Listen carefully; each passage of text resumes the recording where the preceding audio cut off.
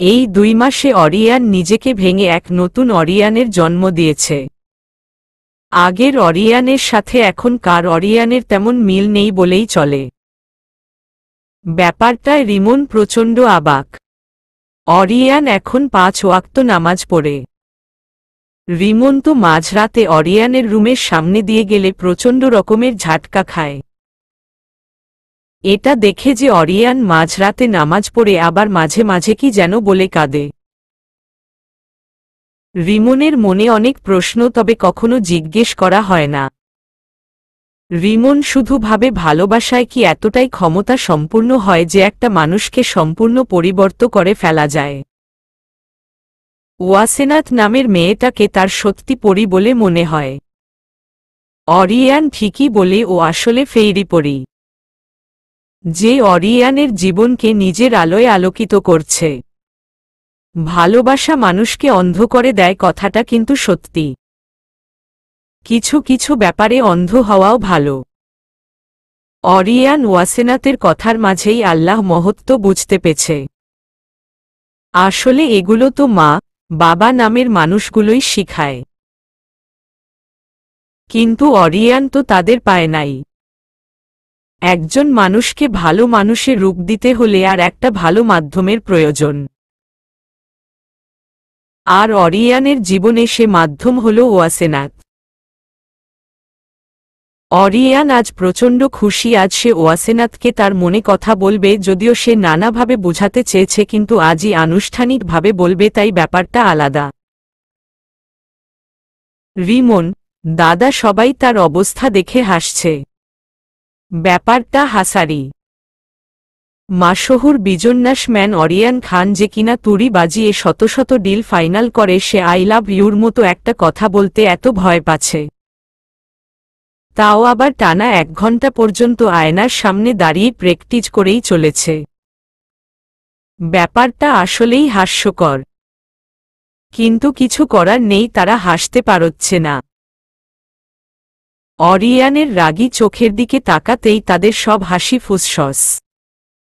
ওয়াসেনাত একটা সোফায় বসে আছে, গায়ে অরিয়ানের দেওয়া সেই জামাটা আর হিজাব, মাথায় অসংখ্য ঘামের ছড়াছড়ি, নীলাভ চোখগুলো ঘোলাটে হয়ে আসছে। দেখেই মনে হচ্ছে সেন্সলেস হবে ভাব। তার হাতে কিছু ছবি আছে, যা অরিয়ান আর মাদৌলির ওই রাতের ছবি।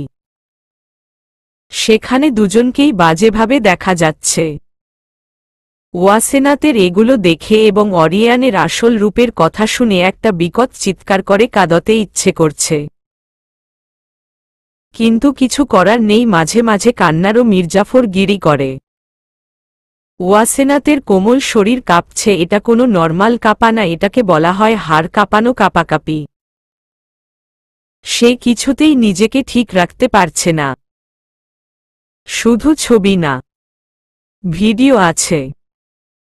আগেই বলেছি, তুমি ওকে যেমন মনে করো, ও কিন্তু তেমন না। ওর উদ্দেশ্যে হলো তোমাকে ওর এক রাতের বেড পার্টনার বানাবে। যেহেতু তুমি সবার থেকে একটু আলাদা, তাই তোমাকে আলাদাভাবে হ্যান্ডেল করেছে, যাকে বলে ভালোবাসার জালে ফেলে ফাঁসানো।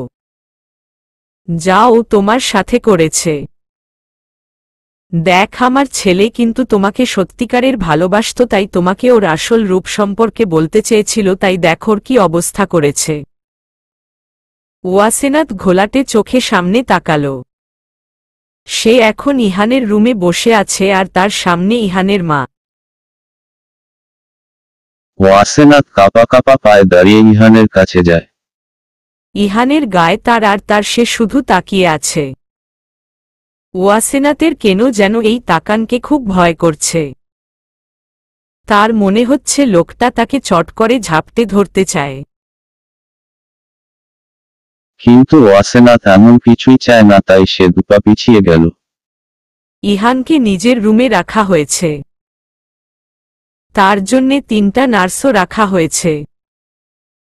ওয়াসেনাত সম্পূর্ণ রুমে একবার চোখ বুলিয়ে অবাক হল, এখানে তার এত ছবি কোথা থেকে এলো। সব ওই দিনের রেস্টুরেন্টের ছবি। এত অবাকতার মাঝে ওয়াসেনাত বলে উঠে, আপনি এগুলো আমাকে কেন বলেছেন? কারণ আমার ছেলে তোমাকে ভালোবাসে, তাই আমি চাই তুমি ভালো থাকো। ছবিগুলো কি আমি নিতে পারি? অবশ্যই। ওয়াসেনা তার কথা বড়াল না, গডগড করে হাঁটা ধরল। তার মনের অবস্থাটা কি এটা সে নিজেও বুঝতে পারছে না। সে ভাবছে তার তো খুব কাদার প্রয়োজন, কিন্তু কেন কান্না আসছে না? কেন? হোয়াই?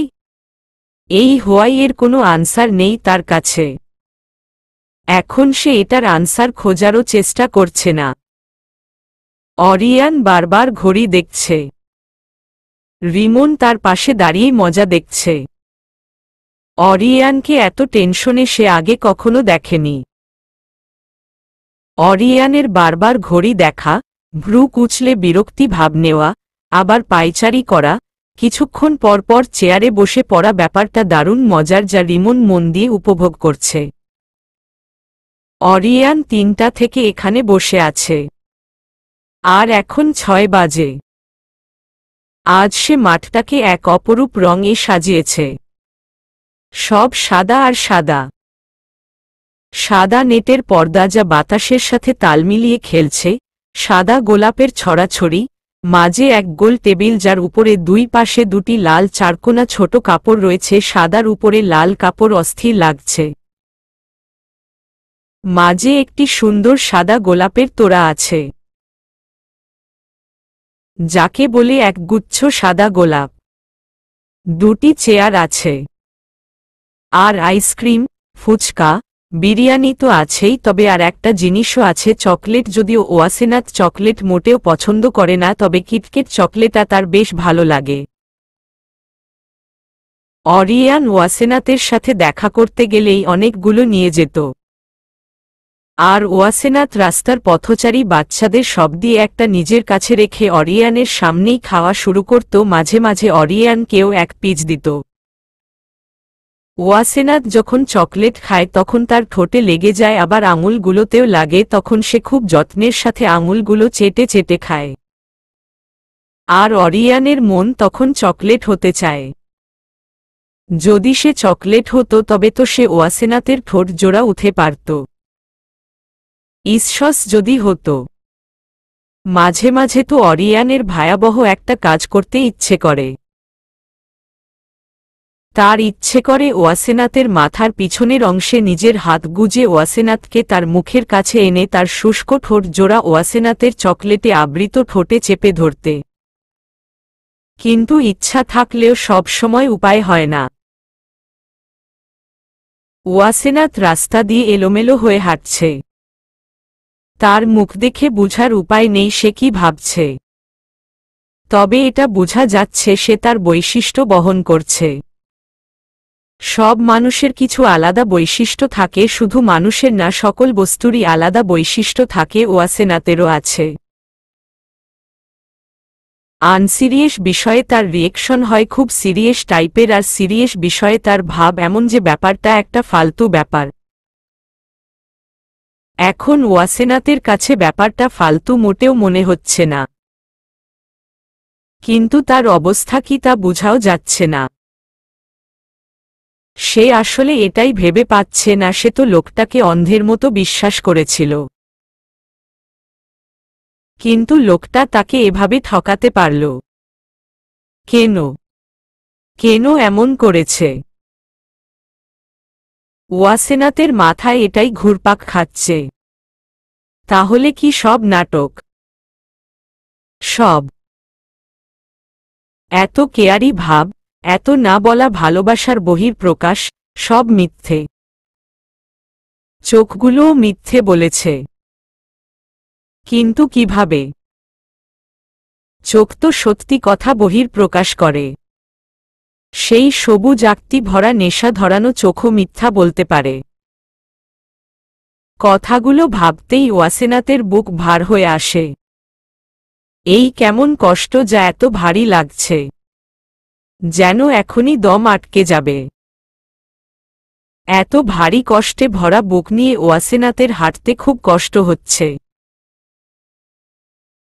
যাকে বলে দম বন্ধ টাইপের কষ্ট। ওয়াসেনাত সাবলীলভাবে নিজের কষ্টগুলো নিয়ে হাঁটছে। তার সাবলীল ভঙ্গি দেখলে ওই প্রবাদটার কথাই মনে পড়ে, অল্প শোকে কাতর আর অধিক শোকে পাথর। যে এই প্রবাদের আবিষ্কারক সে হয়তো ওয়াসেনাতের এখন কার কথা ভেবেই এই প্রবাদ বলেছে। যদি সে ওয়াসেনাতের অবস্থা দেখত তবে হয়তো খুশিতে পাগল হয়ে যেত, এটা ভেবে তার প্রবাদের কথা 100-100 মিলে গেছে। ব্যাপারটা ভাবতেই তার ছাতি চওড়া হয়ে যেত। ওয়াসেনাতের এক বুক কোমল ভালোবাসা এখন এক বুক কালো মেঘে ডাকা। আর ওই মেঘকে ঝাপটে ধরে আছে কষ্ট আর কষ্ট।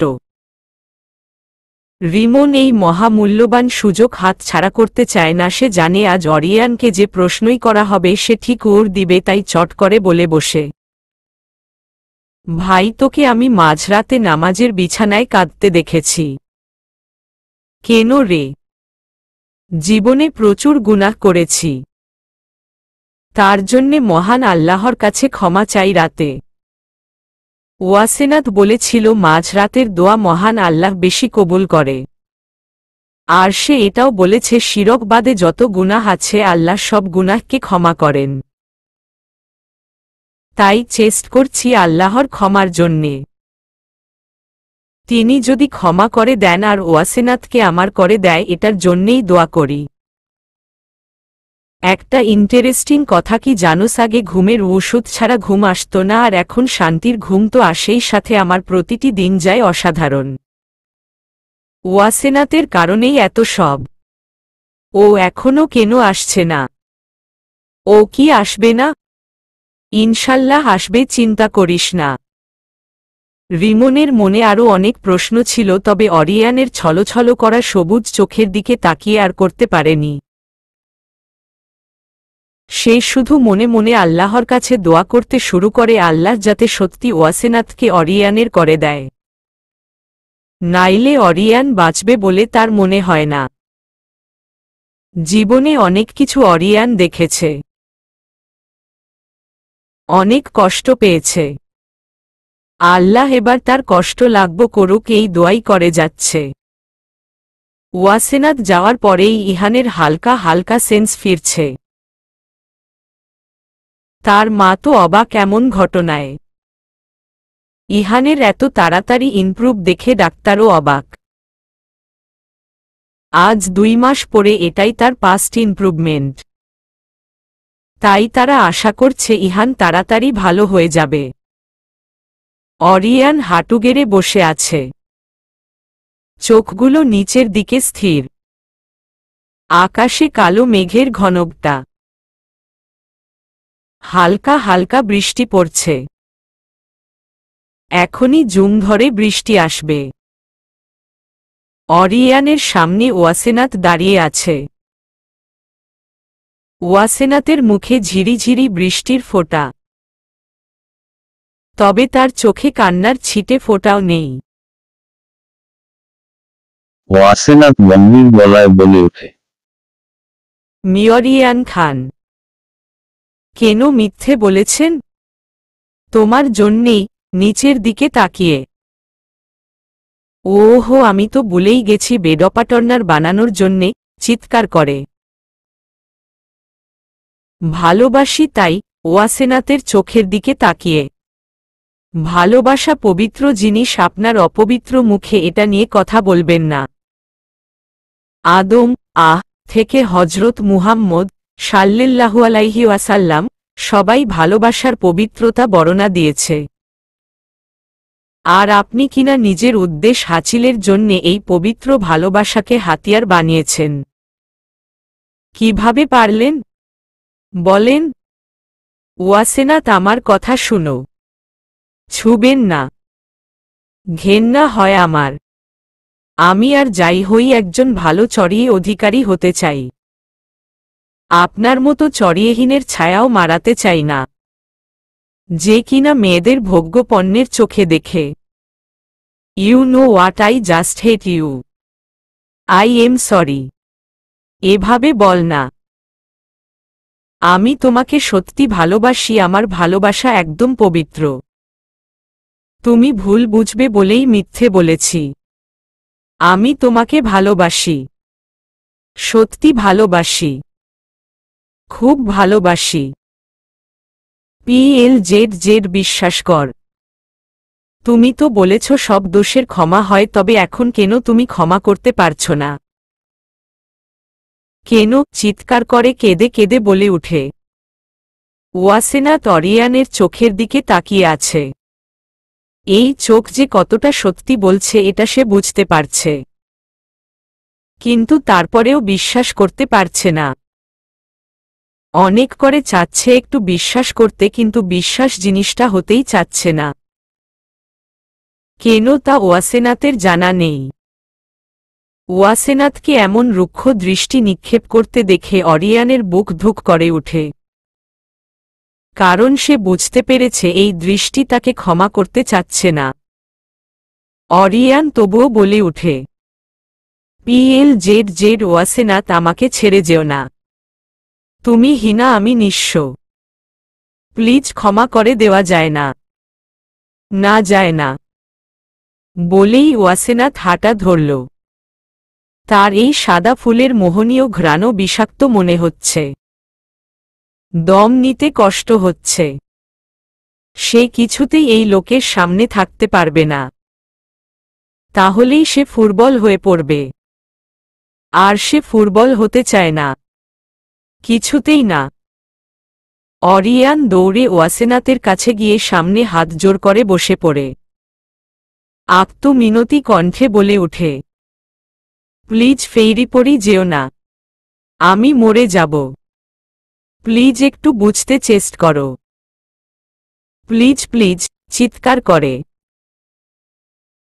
অরিয়ানের প্রতিটি কথা ওয়াসেনাথের বুকের বন্ধ দরজায় গিয়ে বাড়ি খাচ্ছে, কিন্তু ভিতরে ঢুকতে পারছে না, কারণ দরজাটা ওয়াসেনাথ এখানে আসার আগেই তালা দিয়ে বন্ধ করে দিয়েছে, যাকে বলে সিলগালা। ওয়াসেনাথ যে দিক দিয়ে এসেছিল সেই দিকে চলে যেতে থাকে। ঝুম বৃষ্টি শুরু হয়। বৃষ্টিরা যেন এই মুহূর্তেরই অপেক্ষায় ছিল। তারাও অরিয়ানের বুক ভাসানো কান্না দেখতে চাইছে। অরিয়ান আজ চোখের পানিতে নিজেকে পবিত্র করছে। রিমন দূরে দাঁড়িয়ে সব দেখেছে। তার চোখেও পানি। শুধু পানি না, পদ্মা মেঘনা টাইপের নদীর মতো পানি। অরিয়ানের ঘোর নিষেধ ছিল, তা না হলে সে অনেক আগেই ওয়াসেনাথের লাল গালগুলো রাগের চোটে আরও লাল করে দিত। কিন্তু রাগ করেও কি হবে, মেয়েটা তো ভুল কিছু করেনি। কিন্তু অরিয়ান তো ক্ষমা চেয়েছে, তবে কেন ক্ষমা করল না? অরিয়ানকে ডুলে পড়তে দেখে রিমন দৌড়ে যায়। অরিয়ান সেন্সলেস হতে হতে শুধু একটা কথাই বলেছে, ভালোবাসি ফেইরিপরি। খুব বেশি। অস্পষ্ট ভাষায় শেষবার বলে উঠে, তুমি হীনা, আমি মরেই যাব ফেইরিপরি। ওয়াসেনাথ ভিজে চুপচুপ হয়ে বাসায় এসে পৌঁছে। বাসার দরজা আগে থেকেই খোলা ছিল। ওয়াসেনাথ দরজার সামনে দাঁড়াতেই তার মা এসে হাজির। তিনি ওয়াসেনাথের গা ছুঁয়ে ছুঁয়ে তার গালে হাত রাখতেই অবাক হলেন, এটা ভেবে তার মেয়ের মুখ এত গরম হয়ে আছে কেন। ওয়াসেনাথের মার এখন ইচ্ছে করছে এক মগ পানি ওয়াসেনাথের গরম মুখে ধরে রাখতে।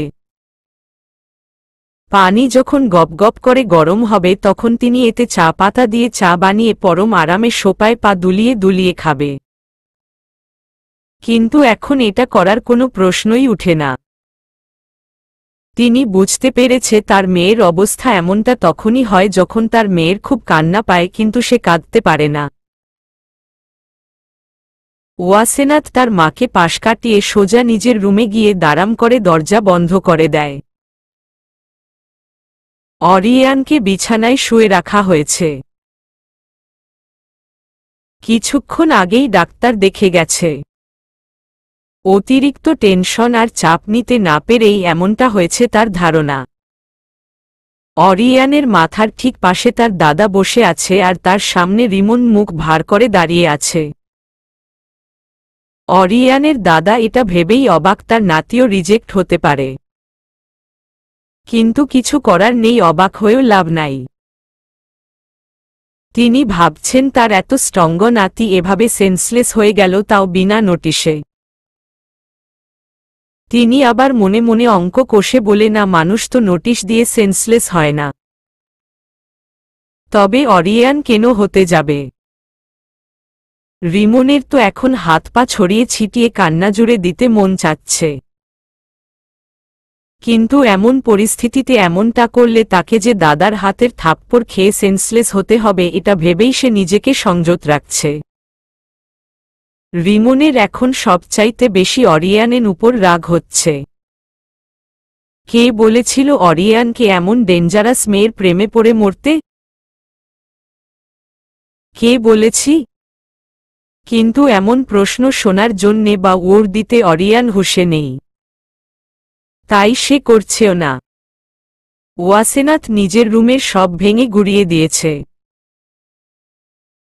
ওয়াসেনাথ যেমন চঞ্চল তেমন ঠান্ডাও, কিন্তু রাগটা প্রচণ্ড, যা একবার উঠলে ওয়াসেনাথ নিজেও কন্ট্রোল লেস হয়ে যায়।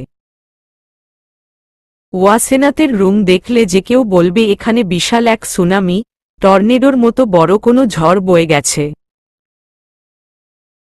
ওয়াসেনাথ উপত হয়ে নিচে শুয়ে আছে, গায়ে হালকা পাতলা সুতির থ্রিপিস। চোখের পানি শুকিয়ে গেছে, যা দেখে বোঝা যাচ্ছে সে কি পরিমাণ কান্না করেছে। এলোমেলো হয়ে শুয়ে আছে সে, আর মাথার কাছে অরিয়ানের দেওয়া জামাটা আর হিজাব পরে আছে, কিন্তু ছিন্নভিন্নভাবে। মানে ওয়াসেনাথ যে জামাটার কি অবস্থা করেছে তা না দেখলে বুঝার উপায় নাই। ওয়াসেনাথ ক্লান্ত শরীরে ঘুমিয়ে পড়েছে। ওয়াসেনাথের মা এটা বুঝতে পেরেছে তার মেয়ে খুব কষ্টে আছে। বাসার পরিবেশ থমথমে। ওয়াসেনাথের মা, বাবা, ভাইয়েরা সবাই বিগত ঘণ্টা খানেক থেকে দরজা ধাক্কিয়ে চলেছে, তবে দরজা ভাঙছে না, কারণ তারা জানে তাদের মেয়ে আর যাই করুক আত্মহত্যার মতো মহাপাপ সে করবে না। এই ব্যাপারে তারা নিশ্চিত। কিন্তু তারা এটাও জানে ওয়াসেনাথের রাগ উঠলে সে কি করতে পারে, কতটা ভয়াবহ হতে পারে। তারা জানে ওয়াসেনাথের রাগ কমা ছাড়া আজ সে কিছুতেই দরজা খুলবে না। অরিয়ান খাটের কোনো ঘেঁষে বসে আছে। তার চোখ কঠিন থেকে কঠিন রূপ নিয়েছে। রিমন পাইচারি করছে তো করছেই। হঠাৎ অরিয়ান বলে উঠে, গাড়ি বের কর। কেন? আর তুই এখনো সুস্থ না? যা বলেছি কর। রিমনের আর কিছু করার নেই, সে গাড়ি বের করতে চলে গেল। অরিয়ানের গন্তব্য মাদৌলির বাসা। সে সোজা মাদৌলির বাসায় ঢুকে পড়ে। তার সাথে সাথে রিমন ও ভিতরে ঢুকে পড়ে। মাদৌলি মনের সুখে হেয়ার ড্রাই দিয়ে চুল শুকাছিল। অরিয়ান মাদৌলির হাত ধরে টেনে তার সামনে এনে ঠাসস ঠাসস করে দুই গালে দুটি থাপ্পড় মেরে দিল। তারপর সোফায় বসে পড়ে ভুরু আঙ্গুল দিয়ে মাথার ভেসে ওঠা রগগুলো ডলতে শুরু করে। কিছুক্ষণ পরে মাদৌলির দিকে নিজের জ্বলন্ত চোখগুলো দিয়ে তাকায়। মাদৌলি তো আগেই থাপ্পড় খেয়ে কাঁপাকাঁপি শুরু করেছে। এটা কোনো নর্মাল থাপ্পড় না, যাকে বলে গাল জ্বালানো টাইপের থাপ্পড়। অরিয়ান বলে উঠে, তোর সাহস দেখে আমি অবাক। কিভাবে করলি এটা? তোকে তো পুরস্কৃত করার প্রয়োজন। কি বলছো রিমন? কি পুরস্কার দি বলতো? তো মিস মাদৌলি কি পুরস্কার চাই আপনার বলেন? কককে কে নো, কাপা গলায়। এই একটুতেই কাঁপাকাঁপি শুরু ভাবা যায়। আচ্ছা, তোর সাথে এত কথা বলে লাভ নাই। রিমন দে তো। রিমন ছুরিটা বের করে অরিয়ানের হাতে দেয়। অরিয়ান তা নিজের হাতে নিয়ে নিজের কপালে আঁকিবুকি করছে। তার রাগটা কি পর্যায়ে আছে এটা মাদৌলি এবং রিমন ভালো করেই বুঝতে পারছে। অরিয়ান এবার হঠাৎ দাঁড়িয়ে মাদৌলির হাত ধরে ঘুরিয়ে তার গলায় ছুরিটা হালকা করে চেপে ধরে। মাদৌলি এতে চিৎকার করে উঠে, তুমি কি পাগল হয়ে গেলে? কি করছো? ছাড় আমায়, আমার ব্যথা লাগছে। তাই নাকি? ব্যথা লাগছে?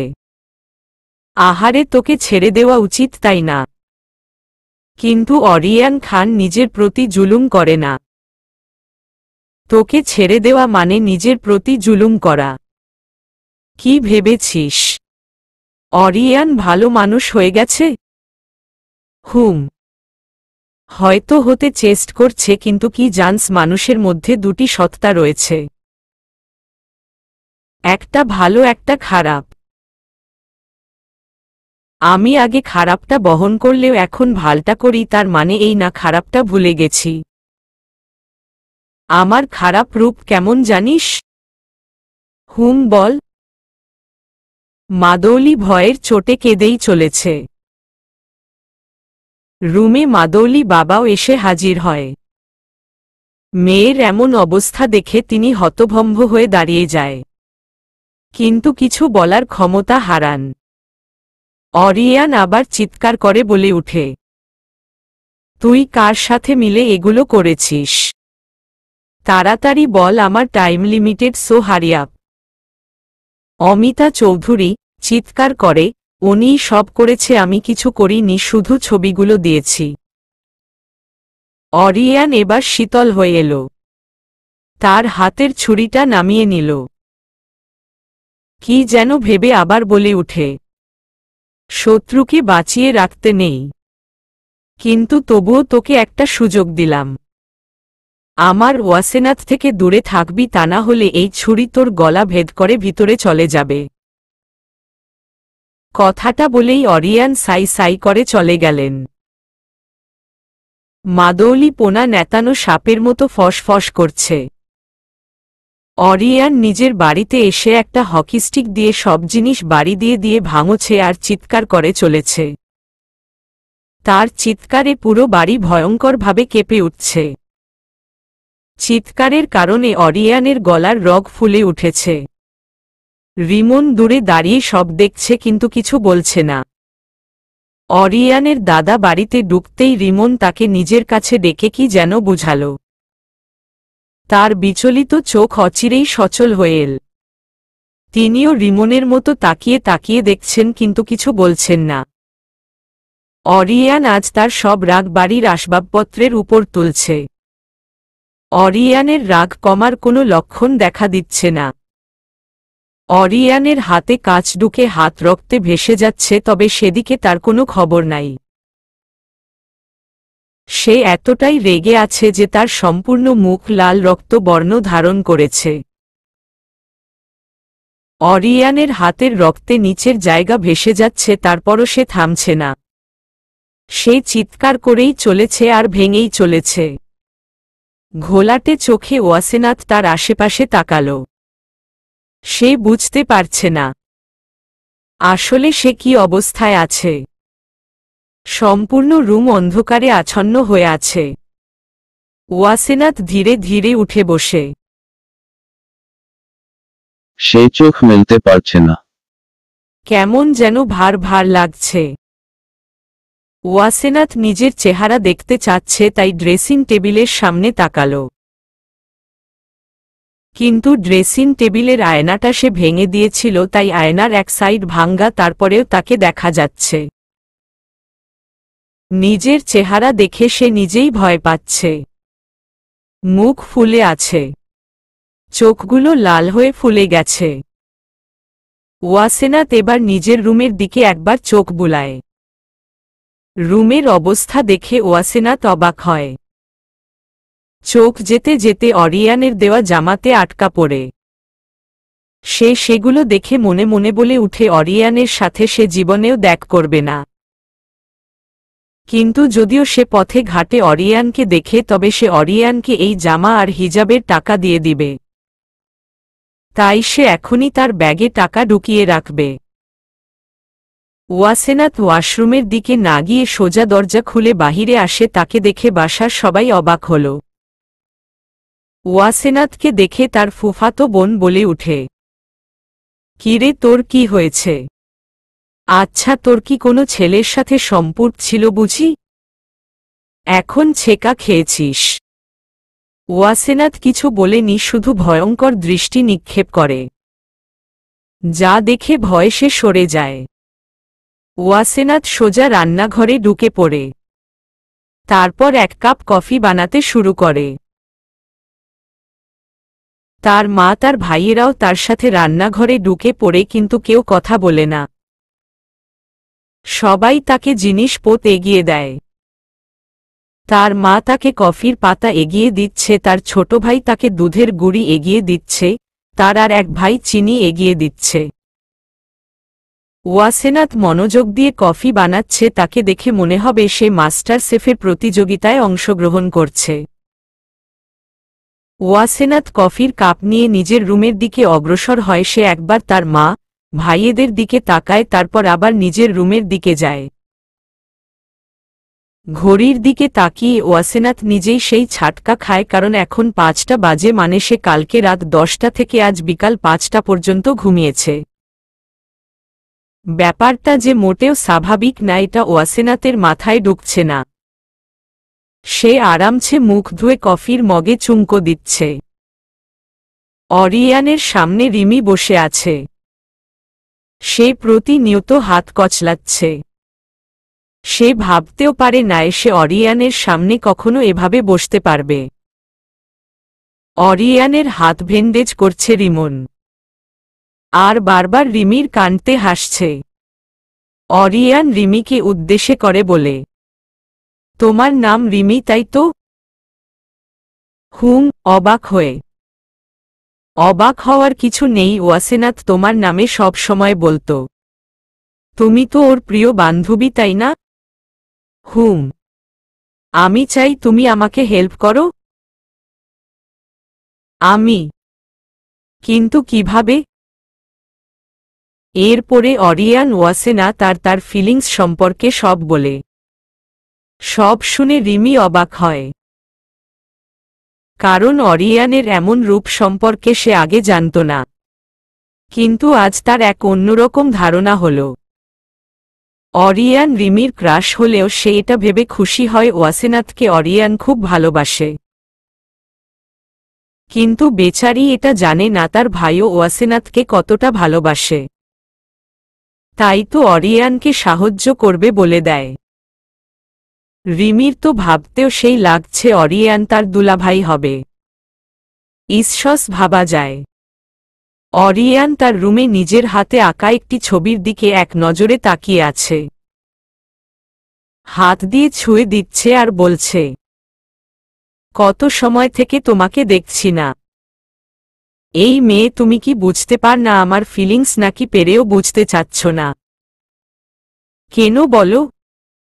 হোয়াই? তুমি কেন বুঝো না? তুমি আমার মনের এক সুপ্ত প্রবাহ, যা আমি সকলের কাছ থেকে গোপন রাখতে চাই। তুমি শুধু আমার। তুমি কেন আমার মনে কষ্টগুলো বুঝো না? কেন? তুমি কি আমাকে কখনো বুঝবে না? কখনো আমার মনের ভিতরের জ্বালাটা কি তুমি বুঝবে না? তুমি কি আমার চোখে তোমার জন্যে লুকানো অসংখ্য ভালোবাসা দেখ না? কেন তুমি তোমার নরম মন দিয়ে আমার অনুভূতিগুলো বুঝতে চাইছ না? কেন? তুমি কিভাবে আমার ভালোবাসাকে অপবিত্র বলেছ? কিভাবে? বলেই চিৎকার করে নিজের হাত আবার দেওয়ালে বাড়ি দেয়। ওয়াসেনাত বিগত 7 দিন ঘর থেকে বের হচ্ছে না। না সে ভার্সিটি যাচ্ছে, না সে বাচ্চাদের পড়াতে যাচ্ছে। আর এই 7 দিনে অরিয়ান প্রায় প্রতি 2 ঘন্টায় একবার ওয়াসেনাতের বাড়ির সামনে এসে ঘুরে যায়। রাতে তো মাঝে মাঝে দেওয়াল টপকে ওয়াসেনাতদের বাউন্ডারির ভিতরে ঢুকেছে, কিন্তু ওয়াসেনাতের দেখা মিলেনি। ওয়াসেনাথ বিরক্তি মার্কা মুখ করে গভীর চিন্তায় মগ্ন। তার এই মগ্ন হওয়ার পিছনে একটা বিশেষ কারণ আছে। আর কারণটা হচ্ছে রিমি। আজ সকাল থেকেই ওয়াসেনাথের মাথায় একটা কথা ঘুরপাক খাচ্ছে। কথাটা হচ্ছে রিমি তো অরিয়ান বলতে পাগল, আর সে যে অরিয়ানের সম্পর্কে এবং অরিয়ানকে ভালো করে চিনে এটাতে কোনো সন্দেহ নেই। তবে কেন ওয়াসেনাথকে সে জানায়নি?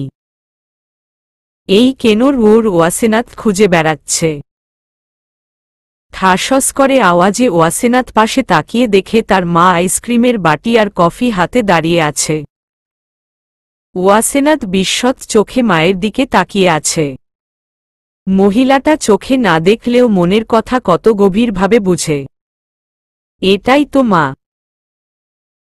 এদের আল্লাহ স্পেশাল পাওয়ার দিয়ে তৈরি করেছে। মা নামের স্পেশাল পাওয়ার। কথাটা ভাবতেই ওয়াসেনাথ ঠোঁটজোড়া প্রসারিত করে হালকা হাসে। তার মা বলে উঠে, আজ অনেক দিন পরে আমার মেয়ের মুখে হাসি ফুটেছে। কারণ কি? তুমি কিভাবে এত কিছু বুঝো মা? অবাক হয়ে। মারা সব বুঝে। নে এগুলো খেয়ে আমাকে উদ্ধার কর। আমি যাই, অনেক কাজ আছে। তোমার ফুফুর মেয়ে লামিয়াকে দেখতে আসবে আজকে। কে দেখতে আসবে? কে আর পায় পক্ষ? হোয়াট? এই তোকে আগেও বলেছি, এখনো বলছি, কথায় কথায় চিৎকার করে হোয়াট বলবি না। কেমন যেন হয়ে যায় তোর মুখ, আমি না দেখলেও বুঝি। তখন আদর দিতে মন চায়। বলে তিনি হাঁটা শুরু করে। ওয়াসেনা তো নিজের মায়ের উপর প্রচণ্ড বিরক্ত ভঙ্গিতে তাকিয়ে আছে। যেন তিনি না চাইতেও বড় ভুল করেছে। ওয়াসেনাথ আবার নিজের দৃষ্টি সামনে ফেলে কফির মগে চুমুক দিতে দিতে ভাবতে থাকে। হঠাৎ কি যেন ভেবে নিজের কফির মগ রেখে রুমের দিকে পা বাড়ায়। ওয়াসেনাথ আজ 7 দিন নিজের মোবাইল বন্ধ করে রেখেছে। তাই এখন মোবাইল অন করছে। তার একটা মহান উদ্দেশ্য আছে, আর তা হল রিমি। ওয়াসেনাথ রিমিকে কল করে তার বাসায় আসতে বলবে। তাই রিমির মোবাইলে কল করে। দেখ রিমি, আমি তোর সাথে চপচপর করার জন্যে কল করিনি। আগেই বলছি তোর চপচপানি বন্ধ রাখবি। আমি তোকে শুধু 15 মিনিট টাইম দিচ্ছি, এর মধ্যে আমি তোকে আমার বাসায় দেখতে চাই। এনি কষ্ট। আমি তোকে বাসায় দেখতে চাই। 1 মিনিটও যদি দেরি হয় তবে আমি কি করতে পারি তোর ধারণা আছে? Hurry up. এক নিঃশ্বাসে কথাগুলো বলে ওয়াসেনাথ গট করে মোবাইল কেটে দিল। ওই দিকে রিমি বারান্দায় ছিল। অরূপ তার রুমে এসেছিল ওয়াসেনাথের কথা জিজ্ঞেস করতে। এতদিন ভালোভাবে তেমন কথা হয়নি। অরূপ ওয়াসেনাথকে কল করেও পাছিল না, তাই রিমির কাছে আসা। আসতেই রিমি মোবাইলে ওয়াসু নাম দেখে সে খুশিতে গদগদ হয়ে মোবাইল কানে দেয়। কিন্তু ওয়াসেনাথের এমন ঝাঁঝালো কথা শুনে সে হতবাক হয়ে দাঁড়িয়ে আছে। রিমি রুমে এসে তার ভাইয়ের এমন অবস্থা দেখে বেশ অবাক হয়, তাই জিজ্ঞেস করে, ভাইয়া কি হয়েছে? ওয়াসেনাথ কল দিয়েছে। কই দেখি। দেখার উপায় নাই। তোকে 15 মিনিট সময় দিয়েছে। এর মধ্যে ও তোকে ওর বাসায় যেতে বলেছে। আর তুমি হাবার মতো দাঁড়িয়ে আছো। এটা শোনার পরেও কিভাবে? আল্লাহ টাইমে পৌঁছাতে না পারলে তো ও আমাকে গিলে খাবে। আল্লাহ বাঁচাও। কথাগুলো বলেই এক দৌড়ে গাড়ির কাছে চলে যায়। অরিয়ানের রুমের উপরে একটা মিনি ছাদ আছে। রুমের ভিতরেই এর সিঁড়ি। অরিয়ান সেই ছাদের রেলিং ঘেঁষে দাঁড়িয়ে আছে আর খোলা আকাশের দিকে তাকিয়ে আছে। সে ভাবছে, ভালোই তো ছিলাম, কেন এলে আমার এলোমেলো জীবনে? কেনই বা আবার চলে যেতে চাও? তুমি কি জানো তোমাকে না দেখলে আমার কেমন দম বন্ধ লাগে? না, জানো না। কিভাবে জানবে? কখনো তো জানতে চাওনি। তুমি কি জান আমি এই 7 দিন ঘুমোইনি? না, তাও জানো না। শুনলে হয়তো ভাববে আমি কিভাবে না ঘুমিয়েছিলাম। তুমি কেন বুঝতে পারছো না তোমাকে না দেখে আমার রাতে শান্তিতে ঘুম হয় না? সব ঘুম এক হয় না। জানো কি, কিছু ঘুম প্রয়োজনের, কিছু ঘুম আরামের, কিছু ঘুম শান্তির, আর কিছু ঘুম না চোখ বুজে থাকা। তোমার কারণে তো আমার আগেই ঘুম হারাম হয়েছে, আর এবার শান্তির ঘুমও তুমি নিয়ে গেলে। কেন বুঝো না তোমার বিরহ বেদনা আমাকে পাগল করে দিচ্ছে। আমি তো বড্ড উন্মাদে পরিণত হচ্ছি। তুমি কবে বুঝবে তুমি আমার নিঃশ্বাসে নিঃশ্বাসে প্রবাহমান? অরিয়ান এমন হাজারো কথা বলে চলেছে, কিন্তু যাকে উদ্দেশ্য করে বলা সে নেই। রিমন এখনই এসেছে। সেই দেওয়ালের সাথে ঠেস দিয়ে দাঁড়ি অরিয়ানের বিরহ বেদনার সাক্ষী হচ্ছে। রিমন ভাবছে এই 7 দিনে অরিয়ানের চেহারার কতটা পরিবর্তন হয়েছে, এটা সে ভাবতেই হতবাক হচ্ছে। সবুজ চোখজোড়া সারাক্ষণ লাল হয়ে থাকে। তুর্কি স্টাইলের চুলগুলো এখন সবসময় কেমন যেন এলোমেলো থাকে। লাল টুকটুকে ঠোঁটা জোড়া ফেকাসে হয়ে গেছে। আর শরীরের কথা তো বলাই দায়, কেমন যেন নেতিয়ে গেছে। ভাবা যায় একটা নারী কিনা করতে পারে। নারীর ভূমিকা আসলেই কি তা রিমন হারে হারে বুঝতে পারছে। একটি নারী যেমন সভ্যতা ধ্বংস করতে পারে, ঠিক একইভাবে গড়তেও পারে। তেমনি ভাবে কোনো নারী মানুষকে পাথরে রূপ দিতে পারে, আবার কোনো নারী এই পাথরে ফুলও ফুটাতে পারে। অরিয়ান যে ওয়াসেনাথকে পাগলের মতো না, পাগলের চাইতেও ডেঞ্জারাসভাবে ভালোবাসে তা রিমন খুব করে বুঝতে পেরেছে। একটা বিষয় দেখে রিমন অবাক হয়, অরিয়ান চাইলেই ওয়াসেনাথকে নিজের কাছে রাখতে পারে, কিন্তু সে এমন কিছুই করছে না। তার কারণ সে চায় ওয়াসেনাথ মন থেকে তার কাছে থাকুক। এই ব্যাপারটা রিমনের কাছে অতি ফালতু মনে হয়।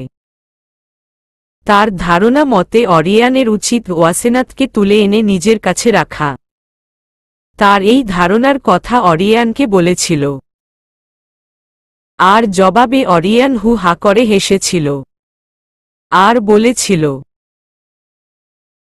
ও ওয়াসেনাথ, আমার ভালোবাসা।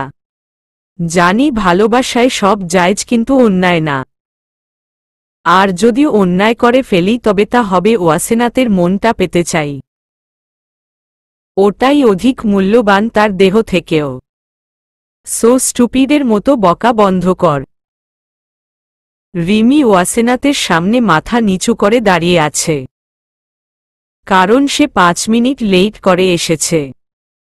কি ভয়াবহ ব্যাপার ভাবা যায়। ওয়াসেনাথ প্রচণ্ড বিরক্তি নিয়ে রিমির দিকে তাকিয়ে বলে ওঠে, দেরি কেন করেছিস? ভাই জানোস তো ঢাকা শহরে কি পরিমাণ জ্যাম।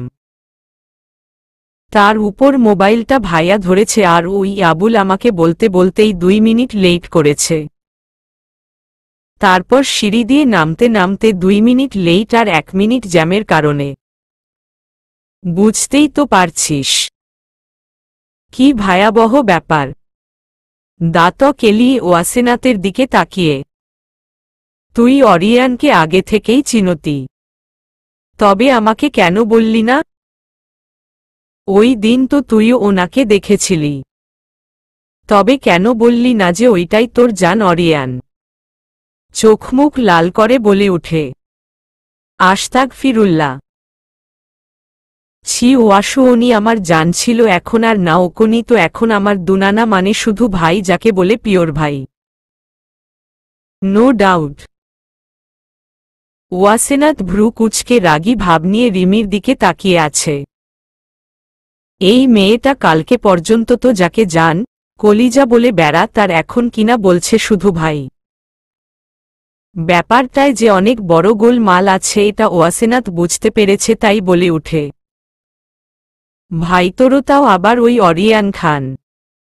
কিন্তু ওই দিনও তো জান জান বলে বেড়াচ্ছিলি, আর আজকে কি হলো? হুম বল, তুই আবার ওই অরিয়ানের সাথে মিলি?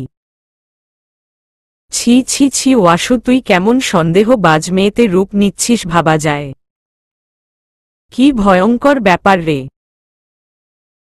ওয়াসেনাত ঝাঁঝালো গলায় কিছু বলতে নিবে তার আগেই তার মোবাইলটা বেজে ওঠে।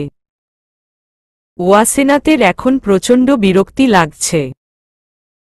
তার এখন ইচ্ছা করছে যে ব্যক্তি তাকে এমন অসময়ে কল করেছে তাকে সামনে এনে এক পাতারে কিছু কিল দিতে, তারপর বলতে অসময়ে আর কল দিবি? লোকটা তখন বারবার মাথা ঝাঁকিয়ে বলে উঠবে না না। ওয়াসেনাত নিজের ভাবনার জগৎ থেকে বাহিরে এসে মোবাইলের দিকে তাকায়। অনন নাম্বার দেখে তার মেজাজ আরও গরম হয়ে যায়। সে ভেবে নেয় আজ এই লোকে এমন এমন কথা শোনাবে যাতে এই লোক জীবনেও কল নামের গুরুত্বপূর্ণ ব্যাপারটা অসময়ে করবে তো দুঃসময়ে করতেও ভুলে যাবে। ওয়াসেনাত মোবাইলটা রিসিভ করে কানে ধরতেই যে কথা শুনে তাতে তার মাথা ঘুরবে ঘুরবে ভাব। আমার কলিজাটা কেমন আছে? এই ভুলেও ফোন ডিসকানেক্ট করবা না, তা না হলে আমি এবার কিন্তু দরজা দিয়ে সজা জামায় বরণ বাদেই শ্বশুর বাড়ি ঢুকে যাব। তখন কিন্তু ব্যাপারটা মোটেও ভালো দেখাবে না, তাই না জানেমান? So cool down. তুমি জানো তোমাকে না দেখে আমার কেমন অবস্থা হয়েছে? জান না আমি বলি, আমাকে এখন পাগলের মতো লাগছে। যে ছেলে সব মেয়েকে পাগল করত তার এখন পাগলের মতো অবস্থা।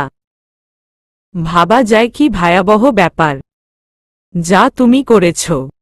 ওয়াট চিৎকার করে, এই এভাবে বলবে না। তুমি আমার সামনে নাই তাই বলে এমন করবে এটা হবে না। আমি কিন্তু শ্বশুর বাড়ি এসে কামড়টা বসিয়ে দিব, মনে থাকে যাতে। তুমি কি মনে করেছ তুমি বাসা থেকে না বাহিরে এলেই আমি আমার জান্টুসকে ভুলে যাব? বোকা মেয়ে, এমনটা কখনো হবে না জানেমান। তুমি এই হৃদয়ের ফুল আর এখানেই তোমার বসবাস। সো এত আজাইরা চিন্তা ছাড়ো। এই অনেক টাইম থেকে আপনার ফালতু বকবক শুনছি। আপনার সাহস হয় কি করে আমাকে কল করার? আর আপনি আমার নাম্বার কোথায় পেয়েছেন বলেন? কুল বেবি কুল। এত হাইপার হলে চলে বল তুমি আমার জানপাখি। তোমার নাম্বার যদি আমার মোবাইলে না থাকে তবে এই আইফোনের মূল্যই তো থাকবে না। আর আমি কে তা তো তুমি জানেমান। অরিয়ান খানের কাছে কোনো কিছুই তেমন ব্যাপার না, ওই মহান আল্লাহর দানে সবই সম্ভব। আর এটা তো আমার কলিজার নাম্বার। যাই হোক, তুমি কি আমার দেওয়া জামাটা সম্পূর্ণ কুচি কুচি করেছ নাকি পুড়িয়েও দিয়েছ? ওয়াসেনাত প্রচণ্ডভাবে অবাক, এটা সে কার সাথে কথা বলছে? এত শান্ত আর গম্ভীর লোকটা কি ভয়ঙ্কর ভাষায় কথা বলছে। ছি, ভাবতেই ওয়াসেনাত সেন্সলেস হবে ভাব তার উপর অরিয়ান কিভাবে জানল ওয়াসেনাত তার দেওয়া জামাটা কুচি কুচি করেছে? কিভাবে? এই লোকের এত পরিবর্তন ওয়াসেনাতের মাথা ব্যথা উঠিয়ে দিচ্ছে। লোকটা কি পাগল হয়ে গেছে? হতে পারে, তা না হলে এমন আজে বাজে কথা বলতো না। তাহলে কি লোকটাকে পাগলাগারদে নিতে হবে? ব্যাপারটা ভাবতেই ওয়াসেনাত কেঁপে উঠছে। আল্লাহ বাঁচাও। ওয়াসেনাত মোবাইলটা নিজের মুখের সামনে এনে একবার দেখছে তো রিমির দিকে একবার তাকাছে। রিমি আরাম করে ওয়াসেনাতের বিছানায় বসে পড়ে। সে আরামে আরামে পা দুলাছে আর মিটি মিটি হাসছে, তবে তা ওয়াসেনাতের চোখের আড়ালে। অরিয়ানের কথার সাউন্ড আবার ভেসে আসে ওয়াসেনাতের কানে। কি হলো জানু, এত কি ভাবছ? ভাবি বাদ। তুমি কি জান তুমি একটা হার্ড দিলের অধিকারী, যাকে বলে কঠিন মন। এক প্রকার ভয়ঙ্কর পাষাণ মেয়ে তুমি। আমি অবাক হয়ে, তুমি কিনা বিনা কারণে আমার ক্ষতবিক্ষত হৃদয়ে ক্রমাগত ছুরি চালিয়ে চলেছে। কেন বলতো? আমি কি খুব ক্ষতি করেছি তোমার? বল হ্যাঁ আমি খারাপ, কিন্তু তোমার সাথে কি কোনো খারাপ কিছু করেছি? নাত, আমি তো তোমাকে গহীন হৃদয় দিয়ে ভালোবেসেছি, কিন্তু তুমি কি করলে আমার ক্ষতবিক্ষত হৃদয়কে আরো ক্ষতবিক্ষত করে দিলে। যেখানে তোমার মলম দেওয়ার কথা সেখানে তুমি ছুরির আঘাত দিলে, যে আঘাতের নাম বিরহ আঘান। তবে চিন্তা করো না জানে মান, আমি সব মিটিয়ে নিব। তো কলিজাটা কি ভালো আছে, নাকি আমার কথা তার মনে পড়ে? বলে হেসে উঠে। অরিয়ানের এই হাসিতে ওয়াসেনাথ প্রচণ্ড বিরক্তি নিয়ে বলে ওঠে, আশ্চর্য তো, আপনি এভাবে ভয়ঙ্কর হাসি হাসার মানে কি? আর আমি পাষাণ? আপনার সাহস তো বেড়েই চলেছে। আপনি জানেন সবাই আমাকে নরম মনের মানুষ বলে, আর আপনি কি না আমাকে হার্ড দিলের মেয়ে বলছেন? রাগী গলায় বলে উঠে, বারে কলিজা তো চেতে যাচ্ছে। সবার জন্যে না তো, শুধু আমার জন্যে তুমি হার্ড দিলের অধিকারী। কারণ কি জান, তুমি আমার প্রতি নির্দয়ের মতো আচরণ করেছ এবং করছ। অনেক তো হলো ঝালানো, এবার আমি জ্বালাবো, যাকে বলে ভালোবাসার জ্বালা। বুঝলে জান? আর না বুঝলেও সমস্যা নেই, আমি বুঝিয়ে দিব। আমি তো আছি, সো নো টেনশন। জানু একটা কিসি দেও তো। ভাবলেশহীনভাবে বলে উঠে, ওয়াট, আপনি পাগল হয়ে গেছেন? পাবনা নিতে হবে। পাগলা গার্দে, ফালতু ফাউল লোক। বলেই কলটা কেটে দেয়, সাথে মোবাইলটাও বন্ধ করে দেয়। রাগে ফসফস করতে করতে ওয়াশরুমে গিয়ে মাথায় পানি দেওয়া শুরু করে, তা না হলে রাগের চোটে নতুন ড্রেসিং টেবিলটাও ভেঙে ফেলেবে। মোবাইলটা বিছানায় ছুঁড়ে মেরে হু হা করে হেসে উঠে অরিয়ান। আর মনে মনে বলে, এবার কি করবে জানেমান? অরিয়ান ভাবছে ওয়াসেনাথ যখন রেগেছিল কেমন লেগেছিল। ঈশ্বস যদি দেখতে পারত, তাহলে আরও রোমান্টিকভাবে গাল টেনে রাগিয়ে দেওয়া যেত। অরিয়ানের এমন ভাবনার ব্যাপারগুলো অরিয়ানকে প্রচণ্ড হাসায়। চলবে।